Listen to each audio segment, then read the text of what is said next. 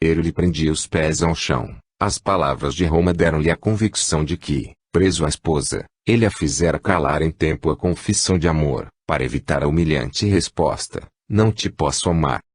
Se Nate houvesse visto o olhar cheio de dor e de paixão que ele lhe fixara sobre a cabeça abaixada, sentiria lenitivo, mas, curvada, sem ousar erguer os olhos, nada viu.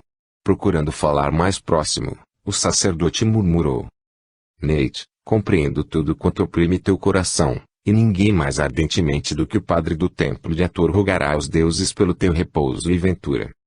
Nate não se moveu, nem falou. E, ao ouvir o ruído dos passos de Roma, que se distanciava, deixou-se cair sobre o banco e desatou em pranto. Pelos deuses Ra e Hathor, que fazes aqui sozinha chorar? Perguntou instantes depois a voz argentina de Juante. Pensei que estavas com Queniamun, mas, ao perceber que se ausentara, vim procurar-te, e encontrei Roma que fugia com singular semblante deste bosquezinho onde vem encontrar-te em soluços. Tiveste alguma rusga com ele? Nate, soerguendo-se, enlaçou o pescoço da amiga, que se curvou para ela, e chorou ainda mais. Vamos, sossega, e confesso o que aconteceu, disse Juante, atraindo-a carinhosamente ao seio. Sabes que te amo como se fosses minha irmã caçula e que tudo quanto me disseres será sepultado em meu coração. Sê franca, sem restrições. Tiveste algum desentendimento com Queniamun, o meu irmão te ofendeu. Noto que mudou muito desde há algum tempo, e, de teu lado, que evitas falar a seu respeito, e agora me pareceu transtornado. Que há entre ambos? Oh, Juante, que me importa Queniamun? Quanto a teu irmão, é um homem tão puro, tão bom, que, longe de ofender, sofre com os aflitos. Sua agitação foi causada por minha terrível imprudência. Só me faltou confessar-lhe o que tenho ocultado mesmo a ti. Amo Roma apaixonadamente. E ele, tão virtuoso e tão severo, estava sem dúvida perturbado com a minha falta de compostura. Mas, deixa-me dizer tudo. E narrou rapidamente o acontecido. O formoso semblante de Juante pareceu por instantes petrificado de espanto. A consequência, porém, foi que, em uma franca e cordial risada, deu 2 grandes beijos nas faces de Nate. Tu amas o meu bravo Roma. Eis que te fazes ainda mais querida do meu coração. Tranquiliza-te, porém, minha pequena. Não foi uma confissão tão acariciadora que o perturbou, e darei um dedo a cortar se, fugindo, ele pensou na tua dignidade conforme supões. Em verdade, arreceou-se da própria debilidade, porque tu és muito linda para que ele fique insensível, principalmente sabendo-se amado. Asseguro-te que meu irmão é feito da mesma pasta frágil de todos os homens, sujeito a um amor proibido e a todos os enlevos. Só o seu olhar espelha tanta virtude. Além do mais, a detestável esposa tem sobre ele o peso de um rochedo. E por que casou com ela? Ah! Isso foi uma loucura de juventude, o que confirma quanto acabo de te dizer. Roma, e assim todos os homens, pode deixar-se prender a tolices irreparáveis, que deplora em seguida. Por isso, ele ligado a essa mulher, inferior a ele pelo nascimento, a qual não mais ama, e nem mesmo pode estimar, porque no feirura é de muito suspeita virtude e de caráter insuportável. Mas, uma vez que ele a amou, falou Nate suspirando, dize-me, Juante, ela é muito mais bonita do que eu? Não, não, tu és, sem paralelo, mais formosa, e ela não tem graça. Calma-te, pois, porque tirarei a limpo esse assunto, e arrancarei de Roma a confissão da verdade. Se ele estiver convencido de que te ama, eu te direi, podes ficar certa disso.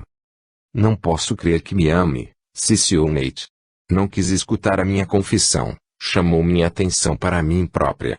Tê-lo-ia feito, se partilhasse dos meus sentimentos. Para mim, isso prova somente quanto medo teve de si mesmo. Mas, vem, minha querida. Chinootepe não tarda a chegar, e devo fiscalizar os preparativos do jantar. Caminhando, Nate insistiu em dizer. Ah! Quanto desejaria ver no Ferura. Parece de propósito que eu não a encontre nunca em tua casa. É verdade, sempre vos desencontrais, mas, caso o desejes, convidá-la expressamente. Uma serviçal, vindo a correr, anunciou em voz alta. Senhora, a nobre Nofeirula está aí, e pede para te falar um instante. Hoant despediu a serva e levou Nate, após si. Eis realizado teu desejo, disse a rir. Mas, que pretenderá de mim, a esta hora? Chegando próximo do terraço, encontraram Nofeirula que caminhava em sua direção. A recém-vinda exibia grande toilette, sobrecarregada de anéis e braceletes. Um grande diadema incrustado de rubis prendia-lhe os negros cabelos. Acima da testa balançava uma flor de lótus, e na mão trazia um ramalhete dessas flores. Sem prestar atenção às saudações de Hoant, os olhos brilhantes de Nofeirula firmaram-se curiosos em Nate, que, pálida e perturbada, contemplava a mulher do homem amado. Seja bem-vinda, Nofeirula, e, antes que nos sentemos, deixa-me apresentar-te a minha melhor amiga, Nate, a filha do nobre Mena, noiva do príncipe Sargon. Ah! É um feliz acaso, que agradeço aos deuses. Desde há muito desejava conhecer a bela noiva protegida da nossa rainha.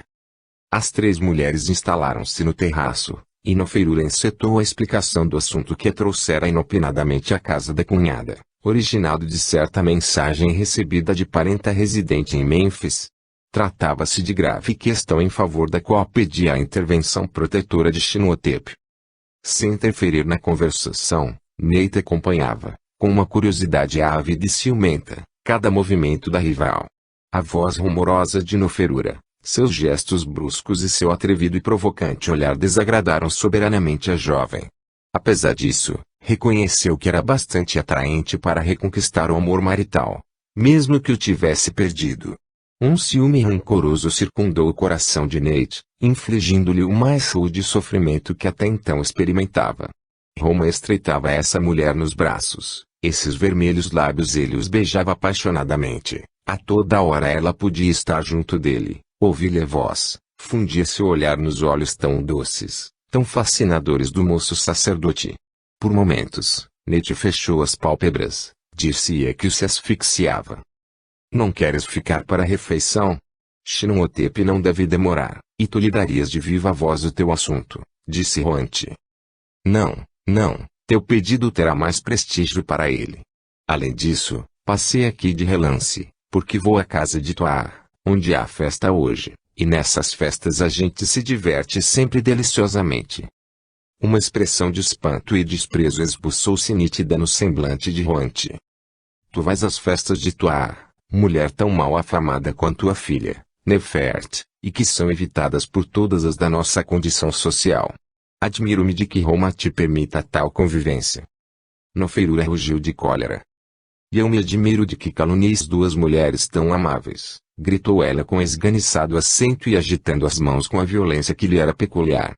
Tua é uma nobre viúva, rica e independente, que pode receber quem quiser, e somente a inveja espalha que suas festas e sua convivência são mal afamadas. Quanto a Nefert, evitam-na por ciúme de sua beleza, com a qual bem poucas das nossas podem rivalizar. Mas, as mulheres que não têm a temer o paralelo, frequentam-lhe a casa com prazer.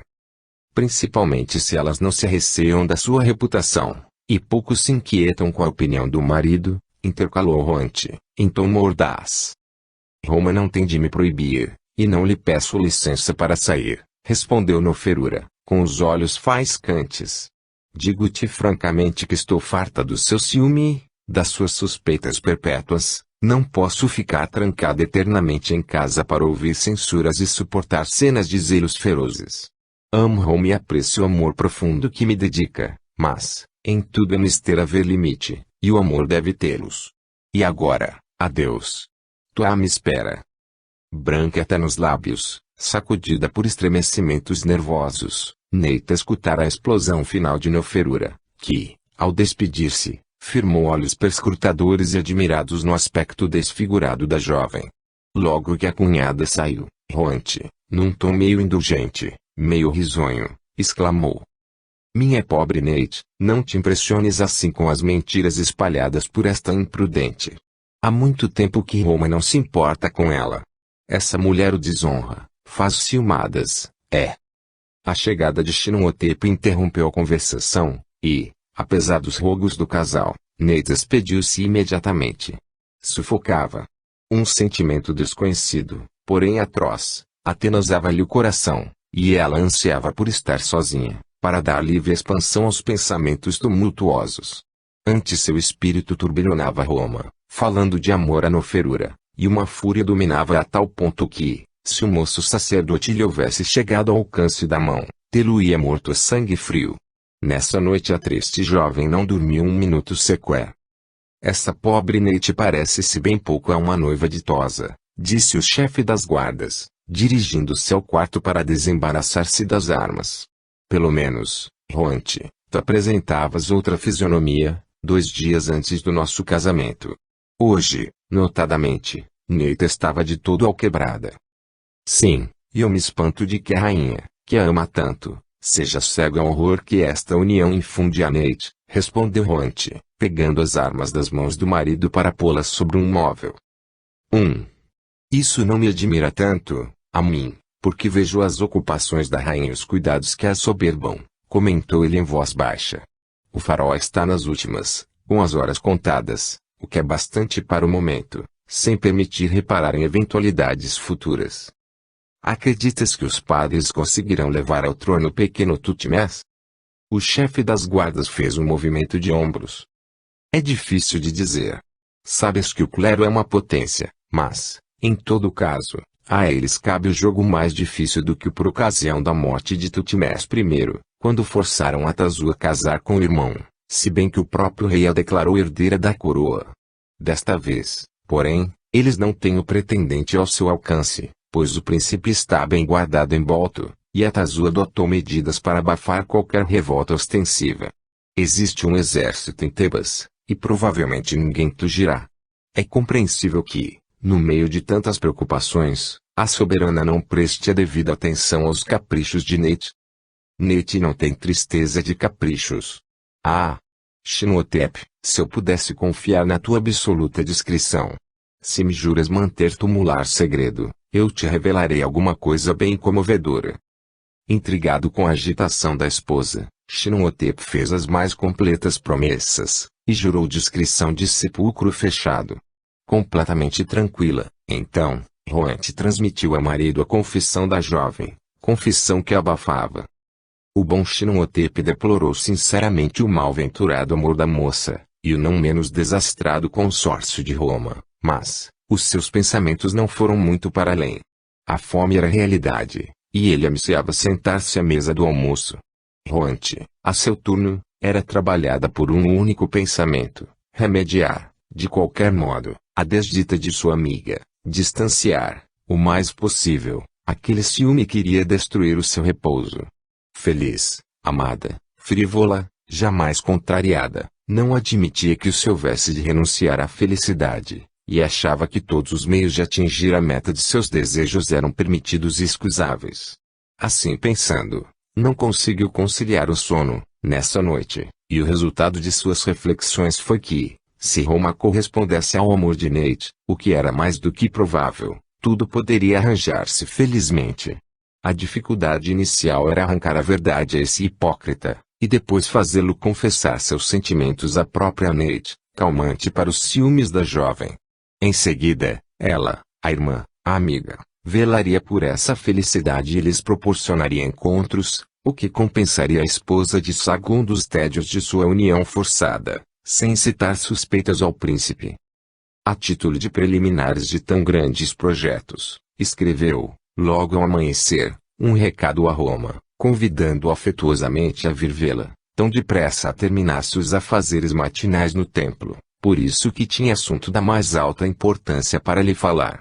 Jamais teve Roante tanto assodamento na saída do esposo, quanto naquele dia, porque desejava estar a sós com o irmão.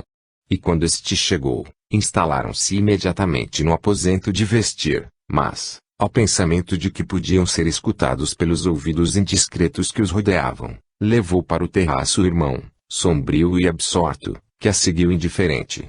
Apenas se haviam sentado, um jardineiro que passava despertou novos temores em Roante. Não, aqui não poderemos conversar, exclamou, saltando da cadeira. E, pegando a mão do sacerdote, foram para um pavilhão, isolado, seu retiro favorito. Trata de conspiração contra Atazu, o assunto que me vais confiar? inquiriu Roma, de modo irônico. Sem responder à pergunta, a irmã apoiou os cotovelos na mesa de pedra, e examinou, com escrutador olhar, o semblante pálido, anuviado e abatido de Roma. Ah! Ah! Também te estás pálido, tristonho e desencorajado. Espero que o teu chamado não tenha sido para examinar a frescura da minha tez, disse o irmão, irritado. Vamos ao que importa, que tens a dizer-me?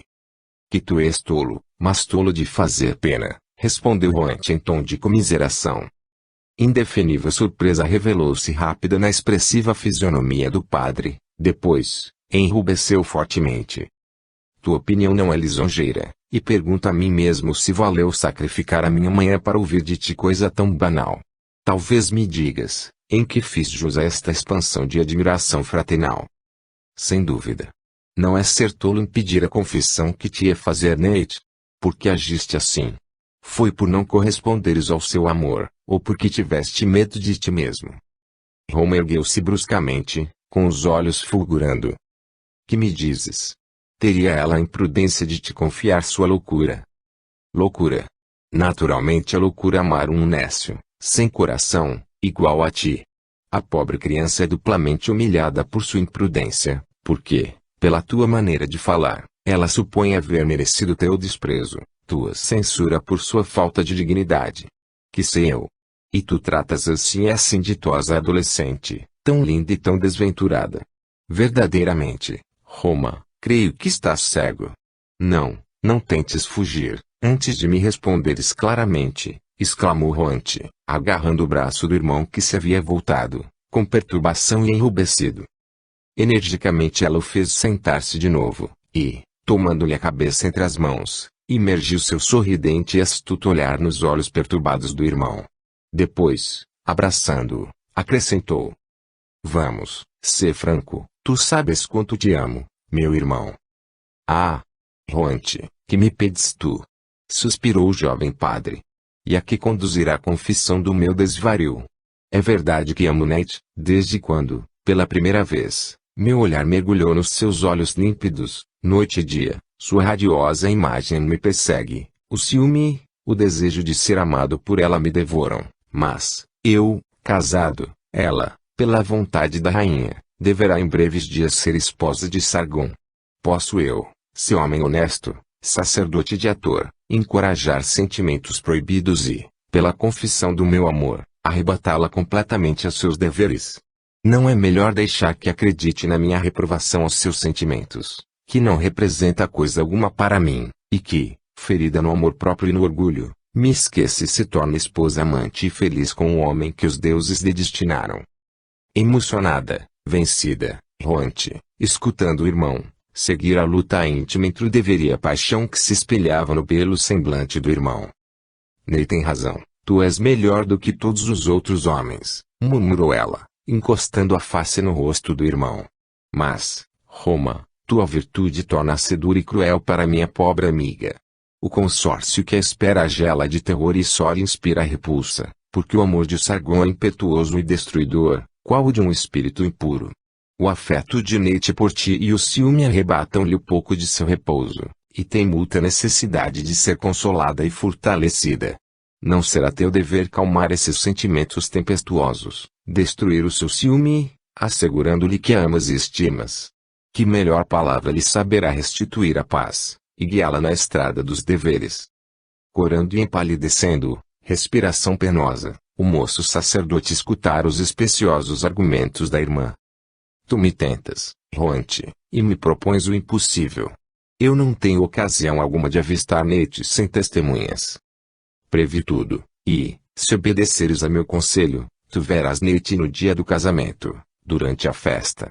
Conheço perfeitamente a disposição do palácio de Sargon que, deves lembrar, já foi propriedade de Senute, antes que a rainha o doasse ao príncipe. Muito bem. No término do jardim que margeia o Nilo há um pavilhão isolado, acessível pelo lado do rio por uma escada. Quando for noite, tu virás em barco, rumo desse pavilhão, sob disfarce de pescador ou de operário. Eu trarei Nate e tereis um colóquio de meia hora. Tu acalmarás com a confissão do teu amor, e lhe farás compreender que se contente com essa certeza e viva para os seus futuros deveres. Não, não, é uma insânia, replicou. Mas, Huante era engenhosa. Pouco a pouco, demoliu os escrúpulos e as objeções de irmão, excitando habilidosamente todos os seus sentimentos. E, por derradeiro argumento, descreveu a tortura moral experimentada por Nate na ocasião em que Nofirura se gabou do amor desenfreado de Roma e das cenas de ciúme que ele lhe fazia. Nofirura usou isso? Explodiu o padre, erguendo-se, faces afogueadas. Ela teve o desplante de afirmar que a amo, quando sofro com desgosto, sob meu teto, a presença dessa desonesta que me trai? Tens razão, Huante, devo reabilitar-me perante Nate de semelhante acusação. Não quero que suponhas seja ela, a pura e nobre criança, preferida por essa criatura degradada. Prepara tudo, Huante. Na noite das núpcias eu estarei no pavilhão. Felicito-te pela sábia resolução, disse a jovem senhora com alegria. Mas, deves fazer ainda uma coisa, proibir Nofirura de frequentar a casa de tua Ainefert, pois ela encontrará ali um belo campo para as infidelidades, e, em qualquer caso, tua mulher deve evitar as reuniões mal afamadas.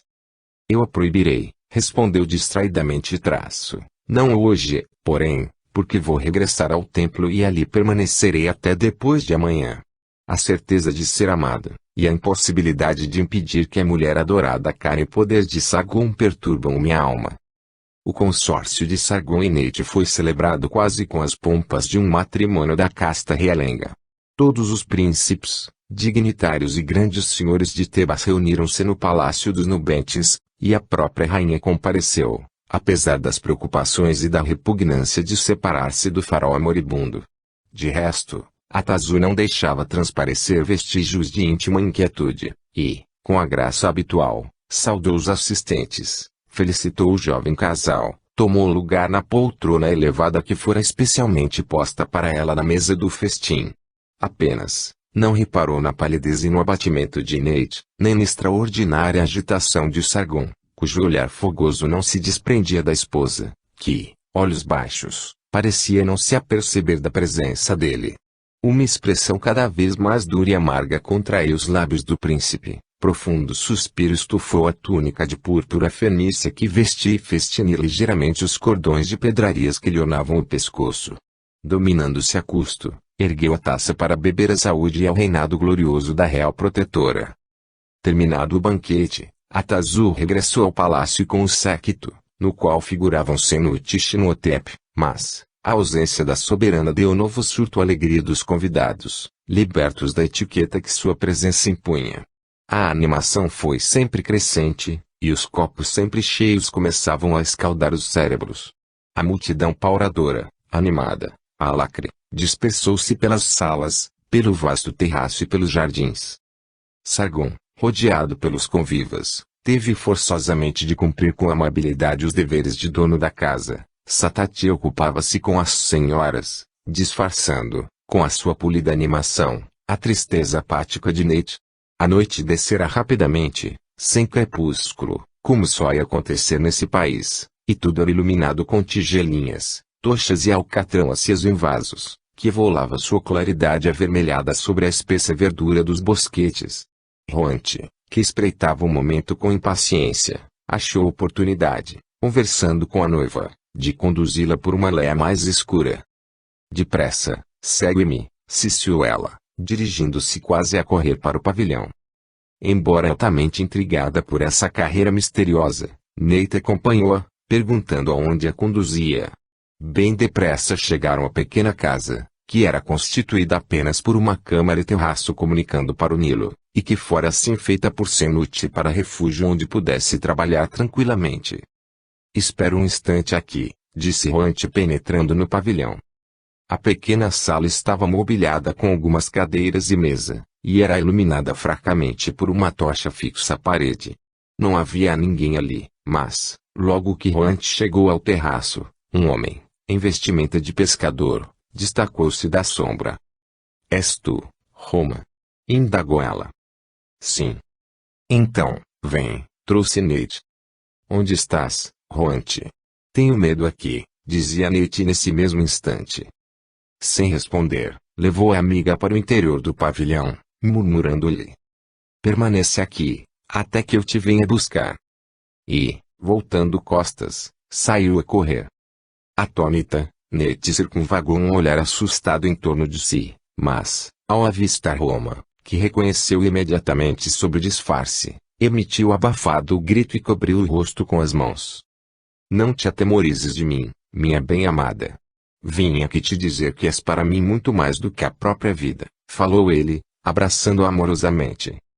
Duvidando do testemunho dos sentidos, Nate ergueu os olhos, e, encontrando os apaixonados que buscavam seus, inaudita felicidade invadiu-lhe a alma, abraçou-se ao pescoço do jovem, e uniram os lábios num grande, amoroso beijo. Oh! Agora posso tudo suportar, murmurou ela. Sei que me amas, não me desprezas, nem me condenas por meu amor, e que na feirura nada significa em teu viver. Nate, eu não te amo bastante como devia amar, pois estou aqui contra a voz do dever e da consciência, disse com um misto de ventura e de amargor na voz. Também o destino que me puniu rudemente, porque me foste dada por ele e por ele mesmo roubada no mesmo instante, além de condenar-me a todas as torturas do ciúme, sabendo que estás entregue ao amor legítimo de Sargon. Não te atormentes por isso, respondeu Nate, toda radiosa. Suportarei Sargon, mas ele não terá a mínima parcela do meu coração, porque pensarei sempre em ti, e nos encontraremos em casa de Roanti no templo. Tu me confortarás com as tuas palavras de amor e me fortalecerás com os teus conselhos. Em todos os perigos poderei chamar por ti em meu socorro, não terei mais ciúmes, terminou ela, abraçando-se ao jovem. Roma contemplou-a com adoração. Que linda estava nas vestes de noiva. As joias de que estava repleta fulgiam na débil claridade, emitindo prismas multicores, e o resplendor dos seus negros olhos rivalizavam com o das pedrarias. Tu não terás ciúmes, criança egoísta, e eu? Disse ele, com um suspiro. É verdade, e como suportarei arrancar-me de teus braços para sofrer o amor de Sargon? Exclamou, com a súbita exaltação do desespero. Mata-me, Roma, depois desta hora de ventura. Não é preferível a morte a viver com um homem que me é odioso. E assim não sofrerás mais. As lágrimas impediram-na de prosseguir. Nunca. Deves viver, Nate, porque a tua é a minha vida, minha salvação, minha esperança. E quem sabe se os deuses terão piedade de nós e nos unirão um dia. Esperando, sustentar-nos-emos reciprocamente. Nesse minuto, lúgubre clamor fez-se ouvir, vindo do palácio, espalhando-se pelo rio, em gritos agudos. Que será isso? Disse o padre voltando-se, inquieto. E falava ainda, quando Roanti rompeu no pavilhão, lívida e trêmula.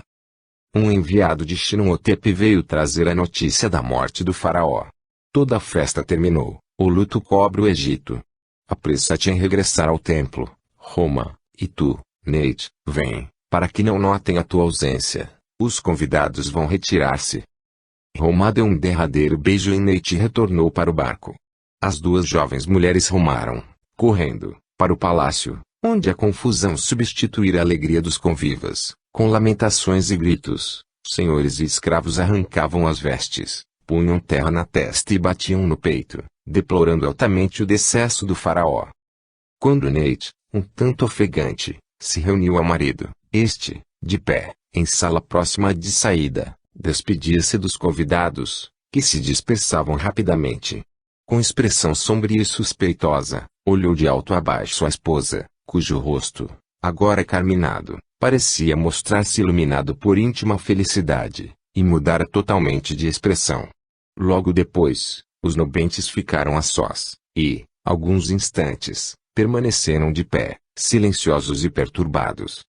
O luto nacional perturbou nossa festa, triste presságio para o futuro, disse afinal Sargon. Os convidados fugiram, escravos e servos estão desorientados. Deixa-me conduzir-te à câmara nupcial, ambos temos necessidade de repouso após a azáfama do dia. Aproximando-se, pegou a mão da esposa, mas, notando que ela estremecia e recuava, um clarão pareceu jorrar de seus olhos, e a voz se lhe fez soturna. Não receies que te importune com demonstrações muito cálidas, o amor repelido não se humilhará diante de ti. Não quiseste meu amor indulgente, escravo da tua beleza. Pois bem, sentirás toda a severidade do marido, e, nessa condição, vigiarei para que a tua paixão por um outro não venha tocar de perto a minha honra. Nate levantou a cabeça com altivez. Satisfação e desafio estavam fundidos no olhar e vibravam em sua voz, quando replicou, bruscamente. Tanto melhor, tua raiva é preferível ao teu amor. Mas, bem tarde te propões a vigiar pelos meus sentimentos e pelos meus atos. Olha. Minha boca, minhas faces ardem ainda dos beijos daquele a quem unicamente amo, palpito ainda de felicidade. Mas, o segredo que nos envolve é tão insondável quanto o meu amor, e jamais alguém saberá o nome daquele a quem pertenço de corpo e alma. O príncipe o vira como que petrificado. Cambaleante, recuou um passo, e um grito enrouquecido lhe saiu do peito. Traidora, sibilou ele numa voz irreconhecível, olhos injetados de sangue. Horas depois de haveres jurado fidelidade ante os deuses, manchas minha honra. Morre. Uma lâmina brilhou em suas mãos e fundiu no peito de Nate, que, emitindo um grito, estendeu os braços e dobrou de joelhos, inundada de sangue, tombando em seguida. Como que despertando, Sargon deixou cair o punhal, e recuou com assombro. Que fiz? Matei-a, murmurou, passando a mão pela fronte porejada de gélido suor. Oh! Nate, por que minha mão devia ferir-te? E incapaz de raciocinar, de chamar alguém, atirou-se numa cadeira. E sua prostração tornou-se absoluta, porque não ouviu o caminhar rápido dos que se aproximavam, nem o duplo grito que ressoou quase imediato. Meneken e Amun chegavam ao limiar, contemplando, como que apavalhados, a desposada estendida imóvel no chão, num lago de sangue. Os dois rapazes haviam se retardado, tratando de assunto de serviço com o pai, e iam apanhar suas armas e capas quando ouviram o grito de Nate. Refeitos do choque, precipitaram-se para a jovem, levantaram-na, auscultando-a ansiosamente, para saber se ainda vivia. Respira ainda, disse Kenyamun, servindo-se da echarpe que rodeava a cintura da moça para a bandagem da ferida. É preciso chamar Satati, que não deve ter ido embora, porque desejava despedir-se de Nate, gritou Mena. Depressa. Chamem a nobre senhora e Pair, acrescentou, percebendo junto da porta os olhares espantadiços de um grupo de escravos, que aumentava progressivamente. Ao mesmo tempo, seu olhar incidiu sobre Sargon, sempre mergulhado em completo torpor. Imediatamente seu olhar se contraiu, exprimindo um misto de furor e selvagem satisfação. Ah! Estás aí, miserável assassino, gritou, precipitando-se para o príncipe a quem safanou, como se o quisesse partir. O insólito ataque pareceu despertar o agredido. Ela me traiu e eu a matei, balbuciou ele, ensaiando soltar-se das mãos de Mena. Este, porém, mais musculoso, o manteve seguro. Traidor que és, acreditas que te permitiram desposar uma nobre filha do Egito, para caluniá-la primeiro e depois assassiná-la? Prestarás contas à rainha deste crime da tua ingratidão. Eis o que se ganha em fazer de um escravo um grande senhor. E vós outros, trazei cordas, é preciso evitar que este chacal fuja antes que a rainha decida sobre a sorte do culpado. Enquanto amarravam Sargon, Satati apareceu, pálido e tremente, seguida de Pair, cujo olhar, pouco espiritual, exprimiu uma alteração quase cômica. Deixem-no livre, porque não fugirá, disse ela, ao ver o tratamento infligido ao príncipe. Cuida de Nate, porque eu responderei pelo que estou fazendo, respondeu rudemente Mena. Crês que, ao ver assassinar minha irmã, faça reverência a esta serpente tríplice? Arrastaram Sargon para um aposento distante, onde o atiraram qual fardo, ficando escravos de sentinela à porta. Ajudado por Kenyamun, Pair transportou Nate à câmara nupcial, onde foi colocada no leito, para desoprimi-la das roupas e colocação de uma compressa de água fria, enquanto se aguardava a chegada do médico. Meu bom Kenyamun, pediu Satati, que, descorada, mãos trêmulas, ajudava as servas a tirar os colares e pesados adornos de que estava sobrecarregada a jovem. Corre, eu te suplico, em busca de um médico, e depois vai a palácio e procura avistar-te com Senute, a quem comunicarás o acontecido, para que a rainha o saiba. É preciso que Sua Majestade tenha disto conhecimento imediato. Vou ocorrer, aqui é seu oficial, deixando o celery aposento. 10. Rainha e Mãe. Quando Kanyamun chegou ao Palácio Real, tudo ali estava em movimento. Um burburinho semelhante ao de uma colmeia tomava o imenso edifício. As liteiras dos conselheiros e dignitários chegaram incessantemente, por isso que ninguém queria aguardar o amanhecer para apresentar condolências e felicitações ao Senhor único que agora empunhava o cetro do poder e distribuía os benefícios. Cada um queria demonstrar zelo e devotamento, e mesmo aqueles que não podiam aproximar-se do faraó, sabiam que a rainha teria conhecimento de suas presenças ali, e não os esqueceria, a eles que vinham, sem restrições, trazer sua fidelidade aos pés da soberana.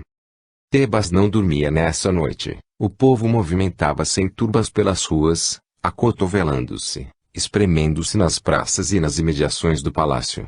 Em toda parte, ouviam-se esses gritos agudos e prolongados, cheios de estranho e dilacerante desespero que o fela atual, tanto quanto do antigo Egito, solta em sinal de dor.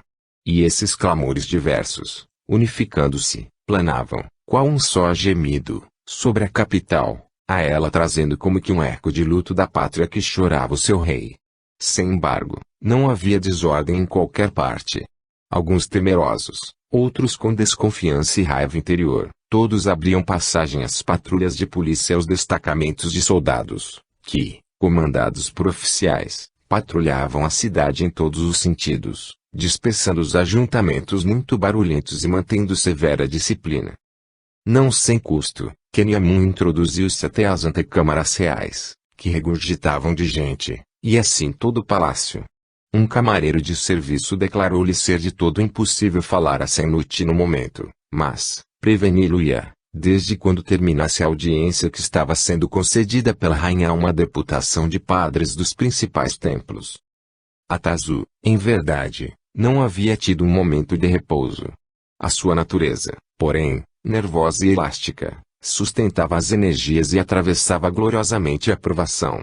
Regressando do festim nupcial, encontrara Tutmés agonizante, e sem mesmo desembaraçar-se dos enfeites, velou e amparou o moribundo.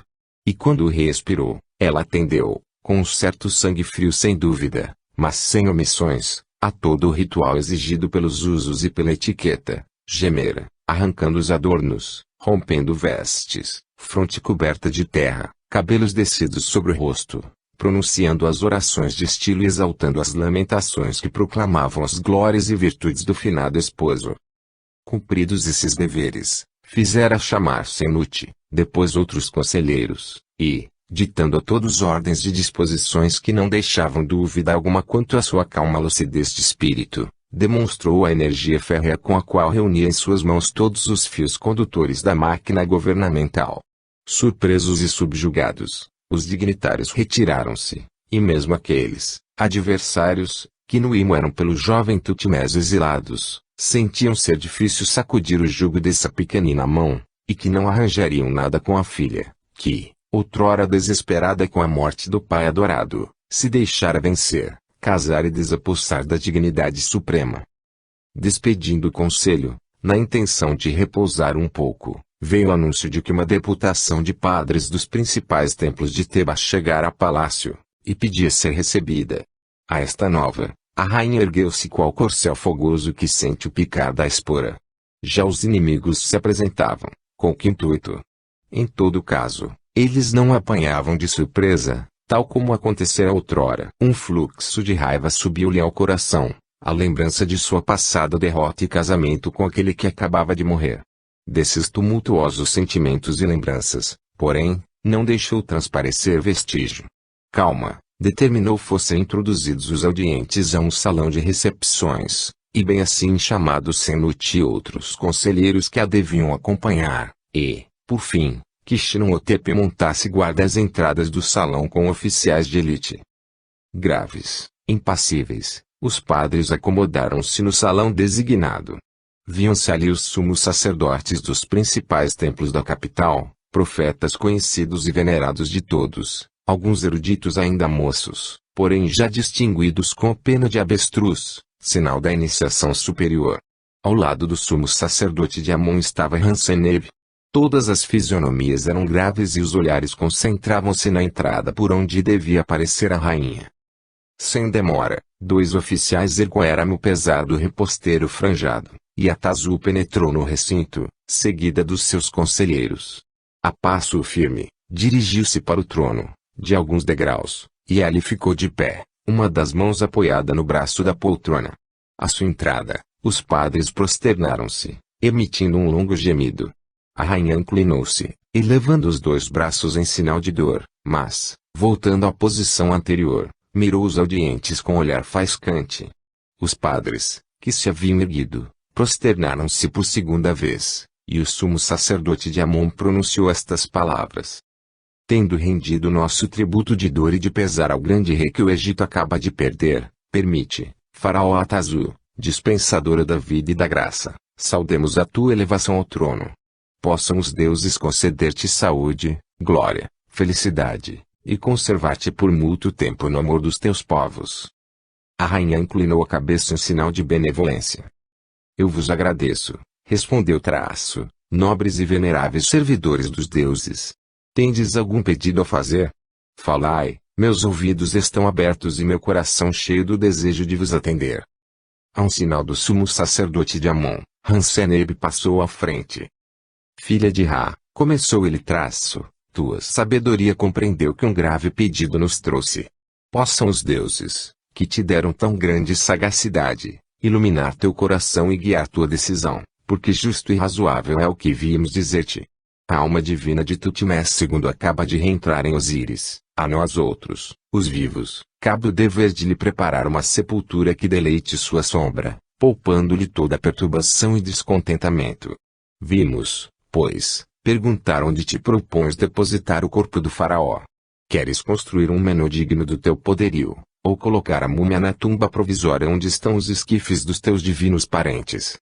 Uma nuvem de contrariedade passou pela fronte de Atazu, e uma espécie de relâmpago luziu em seus olhos. Sentou-se, e disse em voz vibrante: vossa proposição dá lugar a que me espante. Ignorais tanto o que se passa no Egito, veneráveis padres, a ponto de não saberdes que construí na cidade dos mortos um monumento soberbo destinado à sepultura de minha família. Para lá transportarei os restos dos meus parentes, lá repousará meu divino esposo Tutmés II, lá depositareis meu corpo quando Osíris me chamar ao seu sólio.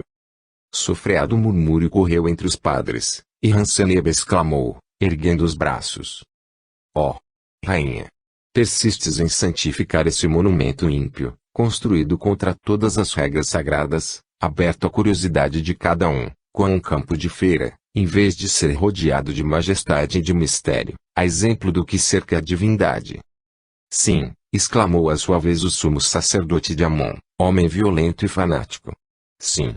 Ímpio é o pensamento de sepultar nossos reis nesse monumento, cópia das construções de um povo impuro e vencido. Tudo que vem dos estrangeiros é odioso às divindades do Egito e aos seus servidores, que tu trajas, ó rainha, desprezando as leis sacrossantas das quais somos os intérpretes. Não esqueças, faraó, que é sobre os ombros dos padres que se apoiam solidamente os tronos. Todos os soberanos, teus predecessores, os compreenderam e lhes respeitaram os direitos de servidores da divindade, que te asseguraram, por sua influência, a submissão dos súditos. Renuncia, pois, nós te suplicamos, rainha, prosseguiu o irritado velho, de olhos encendidos, renuncia à escolha desse monumento que desaprovamos, que o povo contempla com temor e desconfiança, porque, se insistires, recusaremos nosso concurso, e nenhum de nós acompanhará a tal sepultura reprovada ao corpo de Tutmés II. Profundo silêncio sobreveio a esta impetuosa objurgatória. Os padres permutaram entre si inquietos olhares, porque aquela formal declaração de guerra ultrapassava as intenções comuns, e justamente o temor do arrebatamento do sumo sacerdote de Amon fizera-lhes escolher Hanseneb para orador, mas o fogoso fanatismo do velho o arrebatara. Quanto ao séquito da rainha, todos pareciam estátuas de assombro. Atazu escutara silenciosamente as audaciosas e insolentes palavras do padre, porém a sua expressiva fisionomia espelhara sentimentos tumultuosos bem contrários à calma que exteriorizava. Afinal a ameaça, empalidecera terrivelmente para enrubescer depois, e sua mão se crispara na cabeça de leopardo que terminava o braço da poltrona. Mas, a cólera teve a fugaz duração de um segundo, pois os seus lábios estavam contraídos numa expressão de orgulho e teimosia, e os olhos, iluminados por esse estranho e subjugante fulgor que tornava tão difícil suportá-los, dir-se-ia, esmagavam seus interlocutores. Tuas palavras são duras, padre de Amon, e as ameaças soam mal aos ouvidos de um faraó, disse ela na sua voz clara e metálica. O momento é mal escolhido para ensaio de quebrar a minha vontade. Reconheço o vosso poder, mas não o temo. Existem no Egito muitos templos que desejam a minha proteção e padres que, servindo aos deuses, permanecem meus servidores fiéis. A esses eu chamarei para conduzir ao lugar de repouso o corpo de Tutmés II. Quanto às cabeças rebeldes que se levantam ameaçadoras contra que devem adorar, tenho a força e o direito de abatê-las.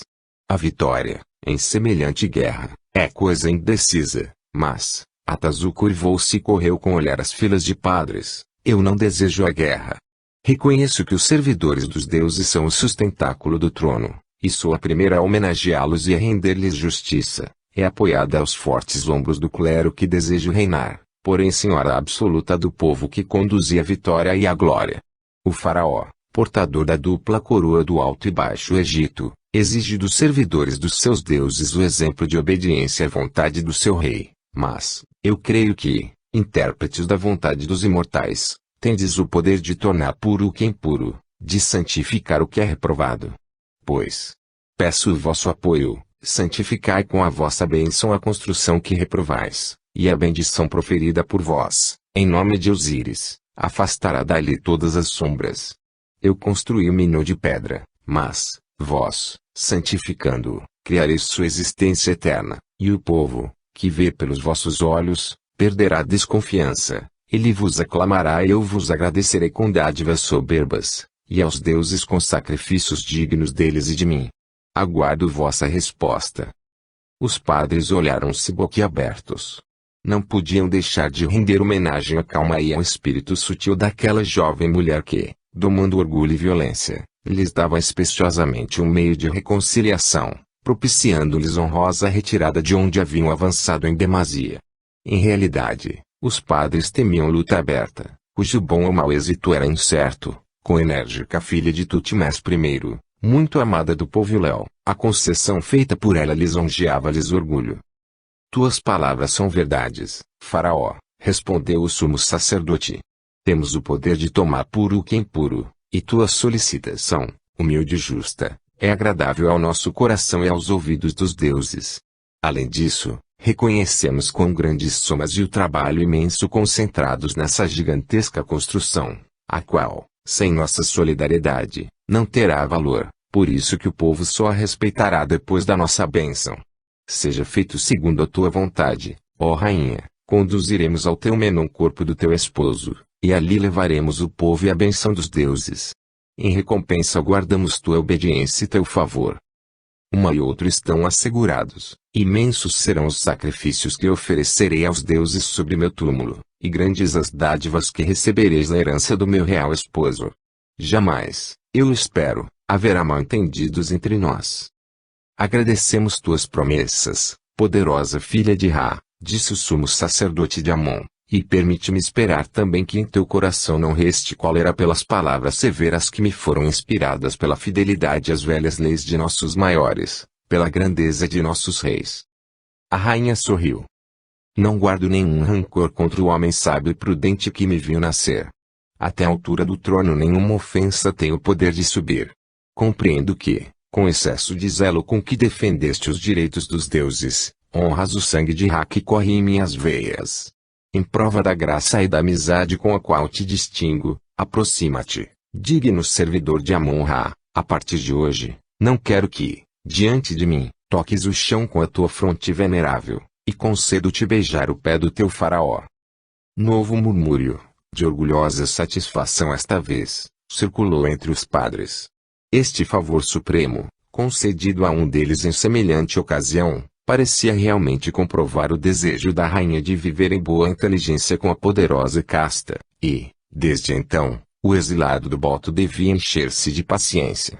Cheio de alegria soberba, o sumo sacerdote de Amon prosternou-se e pôs os lábios no pequenino pé de Atazu, mas, nem ele nem os companheiros viram um relâmpago de mordaz ironia, de desprezo maligno, que perpassou nos lábios da rainha. Reingressando nos aposentos, a soberana estendeu-se num leito de repouso e despediu damas e servas, proibindo que a perturbassem. Sentia-se exaurida. Passados 15 minutos de profundo silêncio, ligeiro ruído fez estremecer a rainha. Apoiando-se num cotovelo, ergueu o busto e percebeu a velha serviçal, que, ajoelhada, se inclinava para ela, olhando-a ansiosamente. Que desejas, ama? Não me deixa uns instantes de repouso? Perguntou, descontente. A velha cruzou os braços, e bateu violentamente a testa no solo. Perdoa, minha real senhora, o nobre Senut pede para te falar imediatamente, e o disse com tal persistência, que ousei vir, apesar da tua proibição. Senut? Está bem. Acende a lâmpada na mesa e mando entrar, sozinho, porém, concordou Atazu, passando a mão pela fronte úmida. Pouco depois, Senut entrou.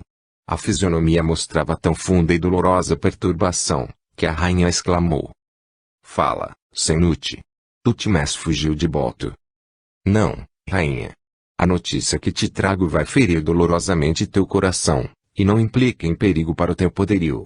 Em Boto os servidores fiéis velam sobre o príncipe, mas, aqui, um crime incompreensível foi praticado. Sargon feriu Neite com uma punhalada. Emitindo sufocado grito, Atazu caiu numa cadeira, mas, quase instantaneamente, saltou de pé, fremindo de cólera, mãos crispadas. Minha desgraçada filha. Neita assassinada. Ah! O miserável, escravo ingrato que assim me retribui os benefícios. Que a sua cabeça seja entregue ao carrasco.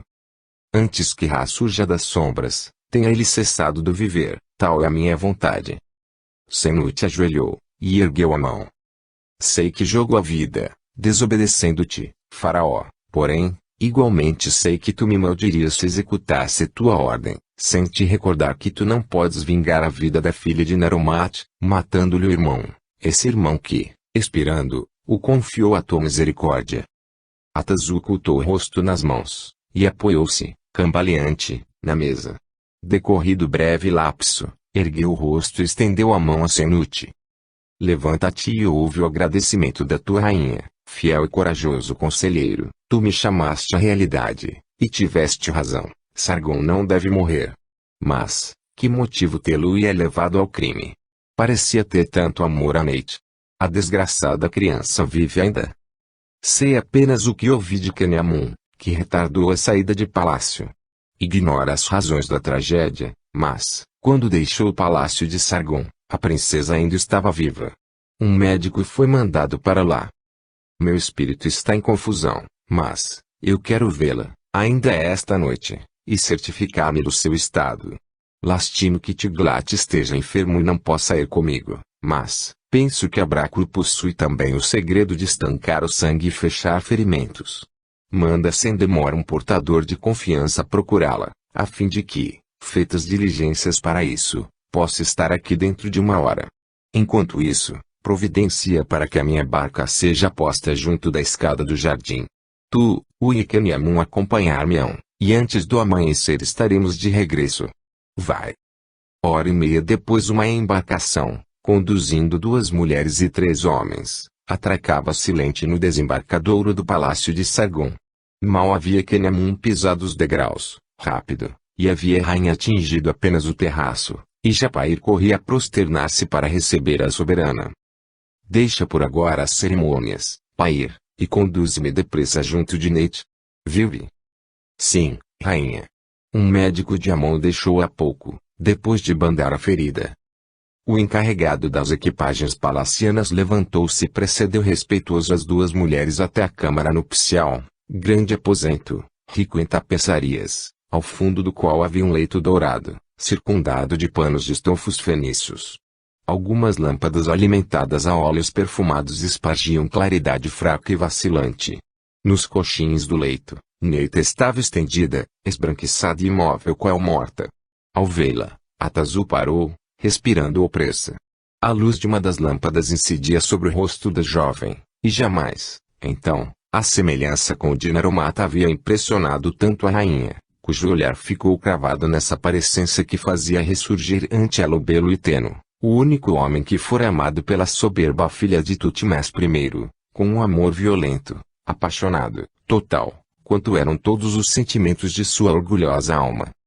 Dominando a emoção, fez sinal a Brácoro para ocupar-se com a doente, e enquanto a feiticeira abriu uma caixeta que levara e examinava a ferida, Satati aproximou-se da soberana para saudá-la, mas Atazu presumira demasiado da sua resistência, após as múltiplas emoções daquela noite. A cabeça cedeu, e teria tombado, se Satati não a houvesse amparado e feito sentar-se em uma cadeira.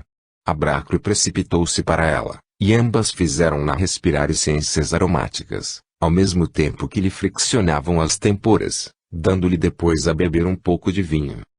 Dentro em pouco a rainha se refez. Não é nada, um tanto de debilidade produzida por esgotamento, vai passar. Tu, Brácoro, volta para junto da doente. A feiticeira obedeceu. Foi verdadeiramente um espírito impuro que conduziu a mão desse louco, murmurou, movendo a cabeça. Em seguida, pediu a Satati que providenciasse um tripé e carvões acesos, e impedisse a quem quer que fosse penetrar ali. A esposa de Paíra assegurou não haver perigo de tal, porque, para ocultar a presença da rainha, haviam sido afastados todos os da casa, além de estarem Paíra e Senut vigilantes à entrada. Logo depois, veio o tripé. Brácoro derramou certo líquido especial num recipiente, no qual acrescentou folhas e algumas bagas pretas, e fez a mistura ferver nas brasas, acompanhando a ebulição com misteriosas conjurações. Esfriado o líquido, com ele foi lavado o ferimento, sobre o qual soprou, aplicando-lhe uma bandagem untada de bálsamo pastoso, trazido igualmente na mencionada caixeta. A enferma começou a mover-se, e, quando Brácoro lhe fez massagem nas têmporas e lhe derramou por entre os lábios algumas gotas de avermelhada essência, reabriu os olhos em plena consciência. Minha real senhora, a doente voltou a si. Tu podes fazer-lhe perguntas, anunciou a velha, dirigindo-se à rainha, que, precipite, correu para junto de Neite, beijando-a na fronte. Como te sentes, pobre filha, e como te aconteceu esta incompreensível desgraça? Expressão de reconhecimento e alegria, mesclada de temor, pairou na fisionomia desfeita da moça. Sofro menos, depois que te vejo, minha real protetora. Quanto és boa. Mas, dize que me perdoas, sei que te afligi, eu te confessarei o que aconteceu, mas perdoa-me. E tentou trazer para junto dos lábios a mão da rainha que pegara uma das suas. Tudo eu te perdoo, tudo, filha querida. Acalma-te, não te atormentes por nenhuma coisa, vive para mim, tenho necessidade de ver o teu inocente olhar nas horas penosas da minha existência, ciciou Atazu, em voz baixa, apenas perceptível para Neite. Ah! Quanto eu te amo! Respondeu, transportada de júbilo e gratidão. Ela não compreendia a emoção que tornava assim tão indulgente e tão terna a sobrancelha inabordável soberana, mas, de repente, recordou as palavras de Satati, quando lhe dissera que secreto elo a ligava à rainha, e então um sentimento de quietude e confiança no porvir inundou-lhe a alma. Poderosa filha de Ra, perdoa-tu se vou ousar interromper-te, veio dizer a Brácoro mas a enferma tem imperiosa necessidade de silêncio e de repouso. Entretanto, nada temas, tua velha Brácoro responde pela sua vida. E tu, minha soberana, estás igualmente exaurida, bebe este vinho ao qual adicionei uma essência fortalecedora que abrandará as palpitações do teu coração e te ajudará a dormir e a recuperar as energias indispensáveis aos labores que te aguardam. A rainha ingeriu o vinho e quase subitamente ligeiro rubor lhe coloriu as faces. Agradecida, Brácoro. Senut enviar-te-á de minha parte uma porção de anéis de ouro. E toma isto, ainda em lembrança desta hora e do serviço que me prestaste. E retirou do pescoço uma fina corrente de ouro, a qual estava suspenso um soberbo escaravelho de ouro e esmeralda, e o estendeu à velha, cujos olhos reluziram de alegria. Verificando que Ney dormia um sono profundo e reparador, Atazu retirou-se do aposento, novamente integrada no sangue frio e na elasticidade de espírito que a caracterizavam. Conduzi-me aonde está o culpado, quero eu mesmo inquiri-lo, ordenou ao Pair, que fazia sentinela, junto a Senuti, na câmara contígua.